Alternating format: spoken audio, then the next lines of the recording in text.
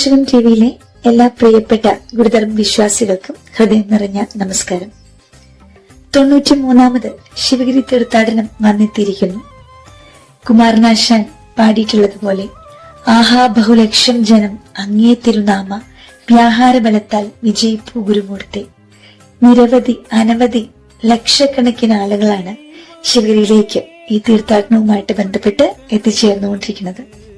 ശിവഗിരിയെ പീതസാഗരമാക്കാനായി പീതാംബരധാരികളായി ലോകത്തിന്റെ പല ഭാഗത്തു നിന്നും ആളുകൾ എത്തിച്ചേർന്നുകൊണ്ടിരിക്കുന്നു. ശിവഗിരി തീർത്ഥാടനം അറിവിന്റെ തീർത്ഥാടനമാണ്. ശ്രീനാരായണ ഗുരുദേവന്റെ അനുഗ്രഹത്തോടും അനുവാദത്തോടും കൂടി ആരംഭിച്ചിട്ടുള്ള ഒരു തീർത്ഥാടനമാണ് ശിവഗിരി തീർത്ഥാടനം. ശിവഗിരി തീർത്ഥാടനവുമായിട്ട് ബന്ധപ്പെട്ട് ഗുരു പറഞ്ഞിട്ടുള്ള ചില നിർദ്ദേശങ്ങൾ എത്ര കാലം കഴിഞ്ഞാലും പ്രസക്തമായിട്ടുള്ള കാര്യങ്ങളാണ്. ഈ തീർത്ഥാടനത്തിനായിട്ട് കഠിന വ്രതങ്ങളൊന്നും വേണ്ട. ശ്രീബുധന്റെ പഞ്ചശുദ്ധി 10 ദിവസം ആചരിച്ചാൽ മതിയെന്ന് ഗുരു പറഞ്ഞിട്ടുണ്ട്. ശിവഗിരി തീർത്ഥാടനവുമായിട്ട് ബന്ധപ്പെട്ട് ഗുരുവിനോട് കിട്ടൻ റൈറ്ററും വല്ലഭശ്ശേരി ഗോവിന്ദനുമൊക്കെ ചില ചോദ്യങ്ങൾ ചോദിക്കുമ്പോൾ വളരെ വ്യക്തമായിട്ട് തന്നെ അതിനുള്ള ഉത്തരങ്ങളൊക്കെ ഗുരു കൊടുത്തിട്ടുണ്ട്.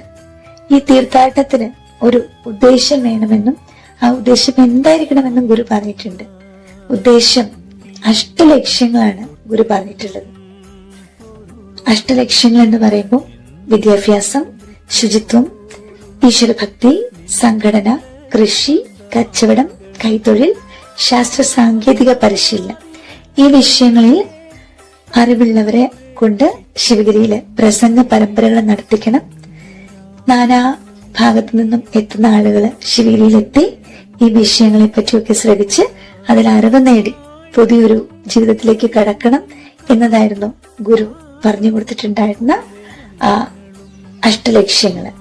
ശിവഗിരി തീർത്ഥാടകർക്ക് ഏതെങ്കിലും പ്രത്യേക നിറമുള്ള വസ്ത്രം വേണമോ എന്ന് ചോദിക്കുമ്പോൾ ഗുരു പറയുന്നുണ്ട്, കാശിക്ക് പോകുന്നവർക്ക് കാഷായം, ശബരിമലയ്ക്ക് പോകുന്നവർക്ക് കറുപ്പ് വസ്ത്രം, ശിവഗിരി തീർത്ഥാടകർക്ക് പീതവസ്ത്രമായിക്കൊള്ളട്ടെ എന്ന്.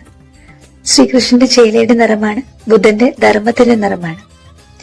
ഈ തീർത്ഥാടനവുമായിട്ട് ബന്ധപ്പെട്ട് ഗുരു പറയുന്ന ഒരു കാര്യം ഏറെ പ്രസക്തമാണ്. തീർത്ഥാടനം ആഡംബരരഹിതമായിരിക്കണമെന്ന്. ശിവഗിരിയിലേക്ക് എത്തുന്ന എല്ലാ തീർത്ഥാടകർക്കും തീർച്ചയായിട്ടും ഗുരുവിന്റെ അനുഗ്രഹം ഉണ്ടാകും.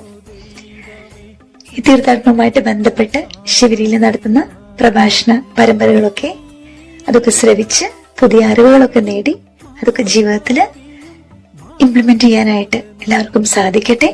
93ാമത് ശിവഗിരി തീർത്ഥാടനത്തില് പങ്കെടുക്കുന്ന എല്ലാവർക്കും ഹൃദയം നിറഞ്ഞ ആശംസകൾ നേരുന്നു. നന്ദി, നമസ്കാരം. ഗുരുധർമ്മ വിജയം.